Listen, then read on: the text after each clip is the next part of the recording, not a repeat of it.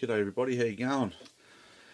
Welcome to Matt Hill's Scale Models, and this is video number 3 of the Monogram Skyraider, and got a bit of work completed, and I'll just run through where I'm up to, how these parts went together. I'll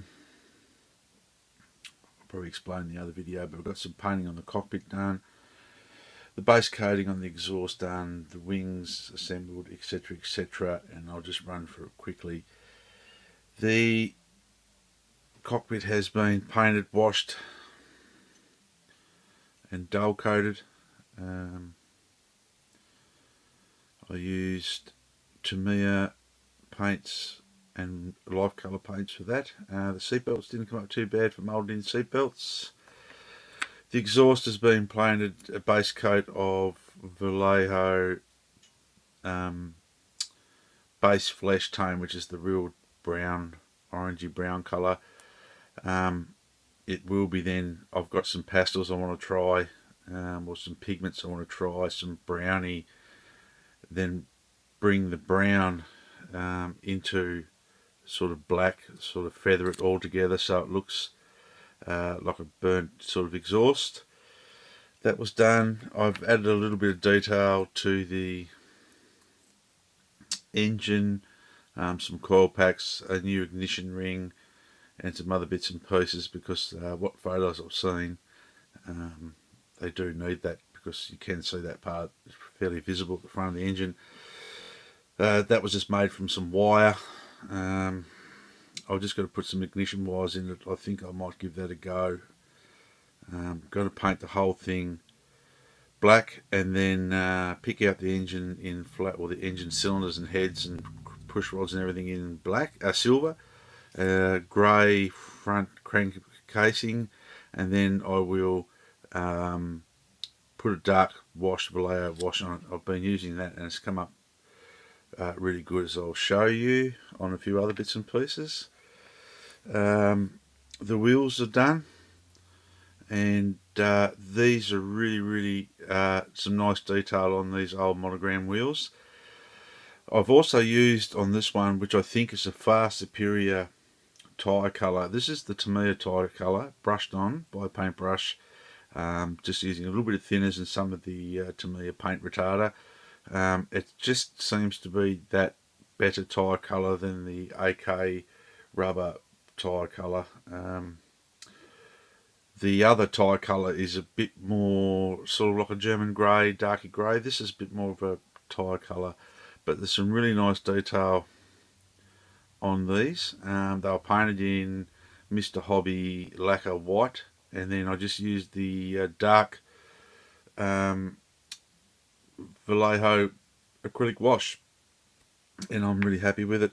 The same with the undercarriage. I've just got some chrome silver to paint and a bit of chipping on the bit of black to go on that line here, the brake line, hydraulic line, and then I'll just run a little bit of chipping down the front of here to show a little bit of exposed silver on the lines themselves. But look, for a kit made in 1980, that's a really nice detailed wheel. The tail wheel is done the same way,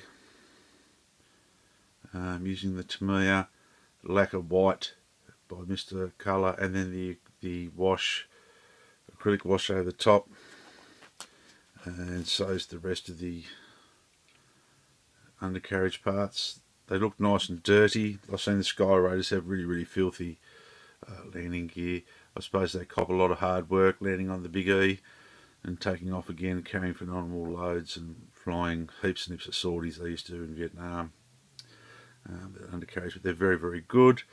The propeller's cleaned up, the tips are painted white, and what I'll do then is I'll mask off the centre white strip and then put the red, and then mask that off, and then spray the propeller blades, and then I'll work on the hub in the centre. The joystick, the control stick is done. Wings are assembled.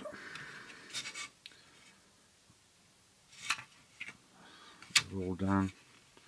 These are very, very brittle, very easy to break off all the time, guys, so be very careful. Because they're one piece and you've got to glue them on, they're very, very easy to break off. I'm not too sure about this gap along here. I think this is part of this doesn't need filling in because these are the brakes, or the flaps, air brakes. So I think this piece stays and these just normally just fold down. I have to do a bit more research on that. There is a bit of a line, join line there to fill. And don't think it will need sanding, filling. It will definitely need a lot of sanding.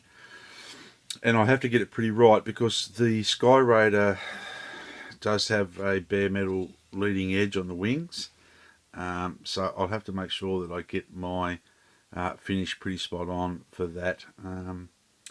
I'll be just using some Tamiya enamel silver, which I like to use the flat aluminium. I don't want it too shiny. These tanks I did in red. Have to give them another coat. They've gone on a little bit light. I did thin the red a bit too much, I think. So that'll add a little bit of pop to the aircraft with the grey and the white scheme that's got, and some of the red flashes and some pop underneath. The interior, there's not much to show on the interior. That's done. That side is done.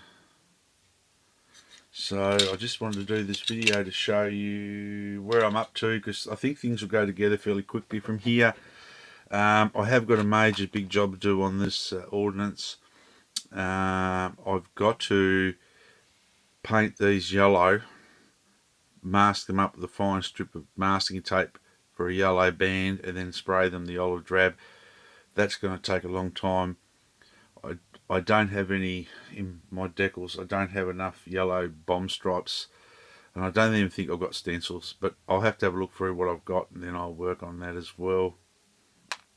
But yeah, it's going along. I'm really, really happy with the kit. So I'd like to thank everyone for their comments and their support, and just a short one to show you where I'm up to. The next video will be sometime next week. I'll have most of the construction done with a bit of luck, and we've got things going on this weekend. We've got a fishing competition to go to up the Highland Lakes here in Tasmania. It's going to be cold, but hopefully the trout will be on the bite. My second favourite thing besides model building is, well, it's a combination. I love hunting too, so